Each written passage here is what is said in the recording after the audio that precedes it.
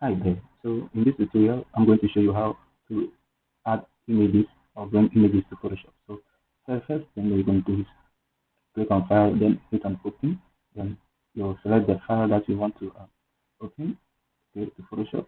So let's say if you want to open this, okay, then hit on Open. Then Photoshop will open the file for you, but not on this document. It will open on a different document because it is for this option, okay. It's for this option, okay.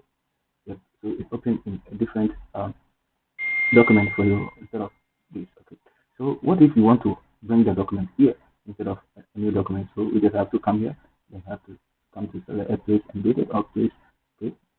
You know the version that you're using for Photoshop. Then let's say if you want to bring the same um, image, then you click here. Then this will bring it here for us. Okay. Then you can do whatever that you want. Okay. Yeah. But I'm not going to cover on the transform. Okay, you just have to hit enter after done. Okay, so there are other ways that you can also bring image to Photoshop is that you go to your file, then you search where your images are, then you click and drop. Okay, you drop. So this is our image. Okay, so yeah, this is pretty much it.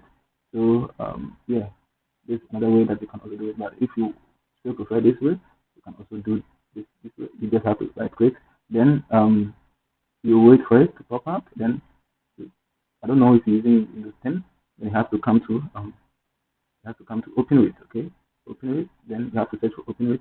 Then you choose the app that you want to open with. Then you select the Photoshop option. Okay, and in this case I'm going to open with Photoshop. So I'll just wait for it to for Photoshop to accept my proposal as if I'm going to marry. Okay, so yes, so it also does open it in a different document. Okay. Okay. So I'm just gonna go ahead and close it. Then, yeah, and you have this. So, our guys, that will be all for this. I'll see you in the next.